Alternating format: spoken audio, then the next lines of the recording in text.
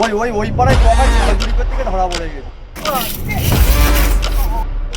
তুই আমার ছাগল চুরি করবি? তুই শালা আমার ছাগল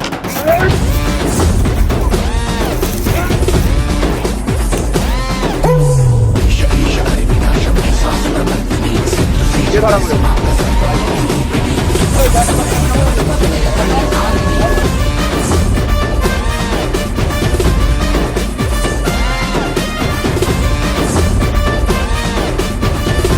দেখতে পাচ্ছেন আমরা এখন এই ভিডিও বানাতে যাচ্ছি। দেখতে পাচ্ছেন এই বাঁশতলার সামনে আছি।